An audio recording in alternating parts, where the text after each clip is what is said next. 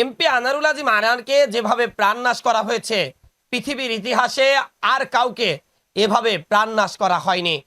MP Anarul আজিম আনারের মৃতদেহটি ৮০ খণ্ড করে কলকাতার নিউ টাউন এলাকা এবং একই সাথে ভাঙড়ের বিভিন্ন খালে ফেলা হয়েছে। ২ দিন ধরে কলকাতা পুলিশের বিশেষজ্ঞ টিম এবং ডুবুরি দল এমনকি ড্রোন নামিয়েও তল্লাশি করা হলেও এখন পর্যন্ত এমপি আনারুল আজিম আনারের দেহের এক টুকরো অংশ উদ্ধার করতে পারেনি কলকাতা পুলিশ। ইতিমধ্যে এই ঘটনায় বাংলাদেশে এবং কলকাতায় বেশ কয়েকজন আটক হয়েছে। নাম উঠে আসছে বেশ কিছু রাঘব বোয়ালের। আখতারুজ্জামান শাহিন নামের যার কথা শুনছেন, তার আলিশান বাড়িটা দেখছেন, তার ভাই কিন্তু কোটচাঁদপুর পৌরসভার মেয়র। একই অবস্থায় তিনি মেয়র হয়েছেন কিনা এমন প্রশ্ন কালীগঞ্জ, ঝিনাইদহ এবং কোটচাঁদপুরের সাধারণ মানুষের চোখে মুখেও আমরা দেখেছি।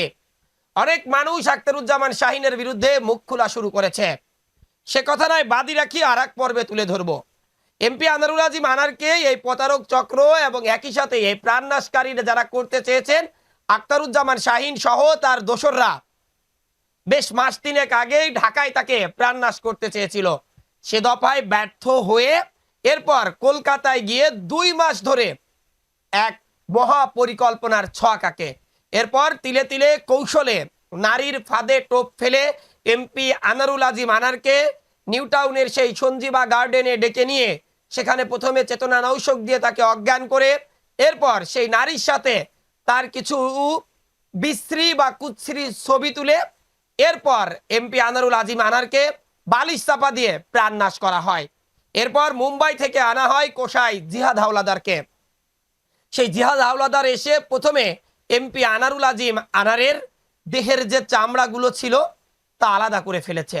এরপর মাংস হাড় থেকে আলাদা করে ৮০ টুকরো করে সেই মাংসে হলুদ মিশিয়েছেন, হাড়গুলো ছোট ছোট করে কেটেছেন। এরপর কয়েকটা টলি বেগে ও পলিথিনে ভরে কলকাতা নিউ টাউন এলাকার বিভিন্ন খালে ও ভাঙড়ের ২টি খালে নাকি সেগুলো ফেলেছে। মানুষ যত খারাপই হোক, এমপি আনারুল আজিম আনার জনপ্রতিনিধি হওয়ার পর হাজার হাজার মানুষের জানাজা পড়েছে। কালীগঞ্জ উপজেলার প্রত্যেকটি ইউনিয়নে, প্রত্যেকটি গ্রামে তার পদচারণা পড়েছে।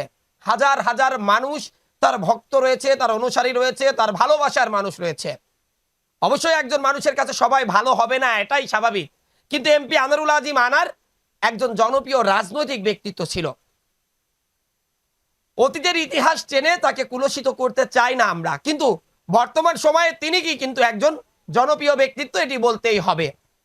আওয়ামী লীগের সাধারণ সম্পাদক, সড়ক ও যোগাযোগ মন্ত্রী ওবায়দুল কাদেরও বলেছেন যে এমপি আনারুল আজিম আনারের জনপ্রিয়তা দেখেই তাকে মনোনয়ন দেওয়া হয়েছিল। এমপি আনারুল আজিম আনার একজন স্বচ্ছ রাজনীতিবিদও ছিলেন। রাজনীতির আগে কি করেছেন সেটা আমি তুলতে চাই না, বারবার বলছি, কিন্তু সামাজিক যোগাযোগ মাধ্যমে এমপি আনারুল আজিম আনার মরার পর অনেক কথা উঠছে, অনেক পোস্ট, অনেক কিছু দেখতে পাচ্ছি আমরা।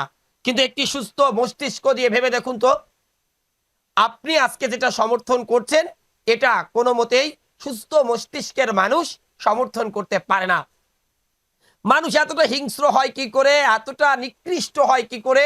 একজন মানুষকে মেরে ফেললেই তো সব শেষ হয়ে গেল।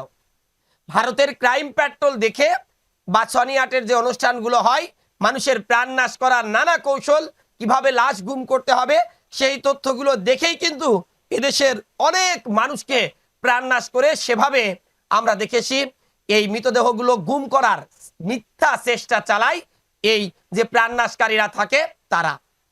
ওই মানুষগুলো বোঝেই না, সন্ত্রাসীরা বোঝেই না যে তারা পুলিশের বুদ্ধির কাছে বা আইনের বুদ্ধির কাছে একেবারেই কচি খোকা। আইন যদি ইচ্ছা করে তাদের কি না করতে পারে। এমপি আনারুল আজিম আনারের যে ঘটনা, তার মৃতদেহ তো আর খুঁজে পাওয়া যাচ্ছে না। আজকের মতো উদ্ধার অভিযান শেষ হয়েছে, আগামীকাল আবারও চেষ্টা করা হবে।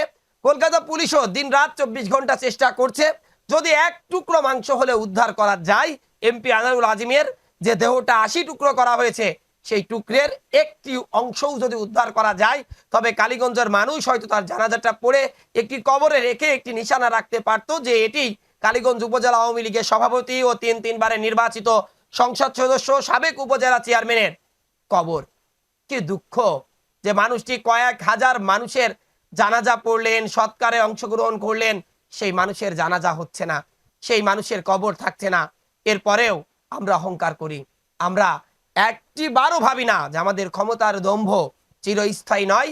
এমপি আনারুল আজিম আনারের মতো একজন মানুষ, যিনি বাংলাদেশের সংসদ, যিনি আইন প্রণেতা, তার মৃতদেহটি আজ খুঁজে পাওয়া যাচ্ছে না। তার সবচেয়ে ভালো গুণ ছিল, তিনি কালীগঞ্জ এলাকায় যদি কেউ মারা যেত রাত্রে, গভীর রাত্রে, সে মোটরসাইকেল নিয়ে একাই বেরিয়ে যেতেন তার সৎকারের জন্য বা তার দাফন কাফনে সাহায্য করার জন্য, নতুবা তার জানাজায় অংশগ্রহণ করার জন্য। এমন অনেকগুলো ঘটনা দেখেছি, অ্যাম্বুলেন্স পাচ্ছে না, কালীগঞ্জে সড়ক দুর্ঘটনা ঘটেছে, তিনি নিজেই নিজের গাড়িতে করে চলে গেছেন, সেখান থেকে অসহায় মানুষগুলোকে সাহায্য করে হাসপাতালে এনেছেন। অনেক মৃতদেহগুলো তিনি তার নিজ গাড়িতে বা অ্যাম্বুলেন্সে বহন করে গাড়ি চালিয়ে তিনি কিন্তু বাড়িতে পৌঁছে দিয়েছেন। কিন্তু এই মানুষটির আজ জানাজা হচ্ছে না, আজ কবর থাকছে না। কি দুঃখ। তার মেয়ে দাবি করেছে, আখতারুজ্জামান শাহিনের যে ভাই কোটচাঁদপুর পৌরসভার মেয়র, তাকেও আসলে তিনি গ্রেপ্তারের দাবি জানিয়েছেন। একই সাথে আখতারুজ্জামান শাহিনের কোটচাঁদপুরের যে আলিশান বাড়ির সন্ধান মিলেছে, আজ সারাদিন আপনারা দেখেছেন, আমরাও আগামীকাল সেই প্রতিবেদন আপনাদের দেখানোর চেষ্টা করব। আমরা চাই এমপি আনারুল আজিম আনারের দেহের যে উৎসৃষ্ট অংশ এই মুহূর্তে কিন্তু খুঁজে পাওয়া হয়তো সম্ভব নয়। যদি পাওয়া যায়, অন্তত পক্ষে সেই চেষ্টা আরো একটু আন্তরিকতার সাথে যদি করে, ভারতের কলকাতার যে পুলিশ বাহিনী রয়েছে, হয়তো খুঁজে পাওয়া সম্ভব। Desk report, eagle TV news.